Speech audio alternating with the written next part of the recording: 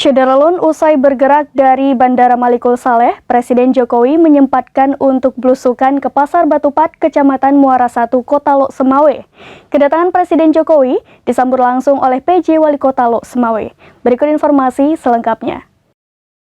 Syederalun usai bergerak dari Bandara Malikul Saleh, Presiden Jokowi menyempatkan untuk belusukan ke Pasar Batupat, Kecamatan Muara 1, Kota Lok Semawe. Kedatangan Presiden Jokowi ke Pasar Batupat disambut langsung oleh PJ Wali Kota Lok Semawe. Informasi yang diterima, Presiden Jokowi tampak membagikan bantuan ke sejumlah pedagang, termasuk membagikan amplop, selain itu juga melihat kondisi Pasar Batupat. Selain itu, Presiden Jokowi meresmikan pabrik NPK terbaru berkapasitas produksi sebesar 500.000 ton per tahun. Pabrik pupuk NPK baru ini merupakan besutan pupuk Indonesia melalui anak usahanya Pupuk Iskandar Muda.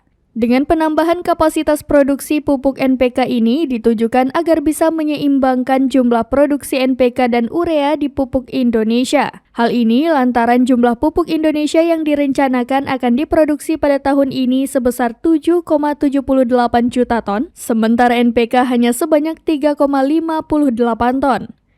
Hal tersebut dipacu akibat terkendalanya fasilitas produksi pupuk NPK. Meskipun penambahan fasilitas produksi ini tidak membuat kapasitas produksi NPK bisa menandingi kapasitas produksi urea.